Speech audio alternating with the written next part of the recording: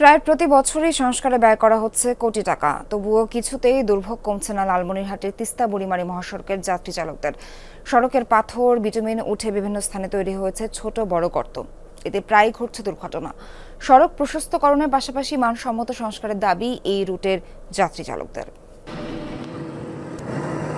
মাত্র 18 ফুট প্রশস্তের সড়ক লালমনিরহাটের তিস্তা বুড়িমারি হাইওয়ে। জায়গায় জায়গায় উঠে গেছে বিটুমিন, তৈরি হয়েছে খানাখন্দ। অথচ বুড়িমারি স্থলবন্দরের সাথে যোগাযোগের একমাত্র সড়ক এটি। সড়ক বিভাগের হিসাবে এই রুটে প্রতিদিন 8 শতাধিক ট্রাক আর অসংখ্য ছোট বড় যানবাহন চলে। বেহাল সড়কের কারণে ঝক্কি পোহাতে হচ্ছে বন্দরে পণ্য আনা নেওয়ায়, ফলে ক্ষতির মুখে ব্যবসায়ীরা, দুর্ঘটনার কবলে পড়ছে গাড়ি। এইখানে গর্ত, ওইখানে গর্ত, মানে প্রায় জায়গায় পুরো রাস্তাটা সমস্যা। প্রতিনিয়ত অ্যাক্সিডেন্ট হয়, গাড়ি পড়ে যায়, গাড়ির স্পিড ওঠে না, মাঝে মাঝে গর্ত।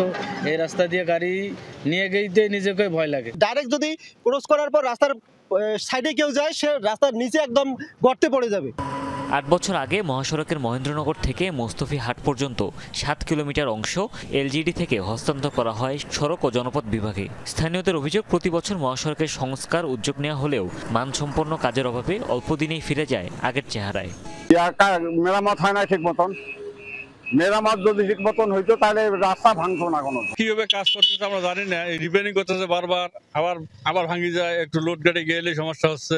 এই রাস্তা টেকবে কিভাবে? রাস্তা তো ঠিকভাবে এটা মেরামত হয় না। বিগত সময়ে সংস্কার ব্যয়ের যথাযথ হিসেব যেন নেই সংশ্লিষ্ট দপ্তরে। সড়ক সংস্কারে দ্রুত ঠিকাদার নিয়োগের কথা জানালেন কর্মকর্তারা।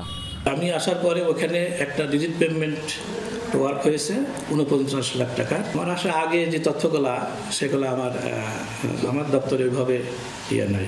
এই সড়কের কোনো উন্নয়নমূলক কাজ আমার আমলে হয় নাই, তবে সম্প্রতি এই কাজের পিএমপির আওতায় এটা টেন্ডার হয়েছে। সড়ক প্রশস্তকরণের পাশাপাশি মানসম্মত সংস্কারের দাবি যাত্রী চালকদের। হুমায়ুন রশিদ, যমুনা নিউজ।